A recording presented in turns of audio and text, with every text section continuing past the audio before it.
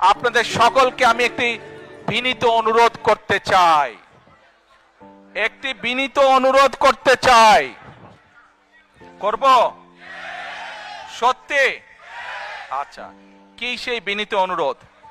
প্রিয় ভাই বোনেরা, আপনাদের সাথে আমি 18 বছর ছিলাম। বিভিন্ন সময়ে বিভিন্ন অনুষ্ঠানে অনেক মানুষের সাথে দেখা হয়েছে। আপনাদের সাথে বহু স্মৃতি আমার রয়ে গিয়েছে। আপনাদের সাথে বহু দুঃখ কষ্ট আমি শেয়ার করেছি।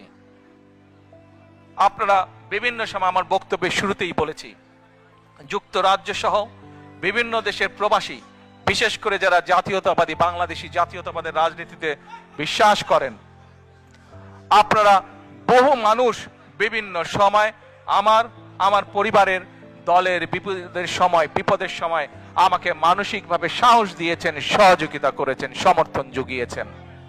আজকে বিশেষ করে লন্ডনে যারা আছেন, বিশেষ করে তোমরা যারা ইয়াং আছো, ছবি তোলার জন্য পাগল হয়ে যাচ্ছ, প্রত্যেকের কাছে আমার একটি অনুরোধ, 25 তারিখে ইনশাআল্লাহ আপনাদের দয়া আল্লাহর রহমতে আমি দেশে ফিরে যাব।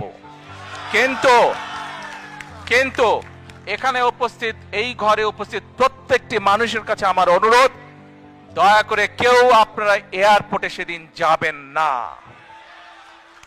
দয়া করে কেউ আপনারা এয়ারপোর্টে যাবেন না আপনারা। কারণ এয়ারপোর্টে গেলে একটি হট্টগোল তৈরি হবে এবং মানুষ জানবে যে এরা সব বাংলাদেশি, এবং দেশের সুনাম নষ্ট হবে, দলের সুনাম নষ্ট হবে।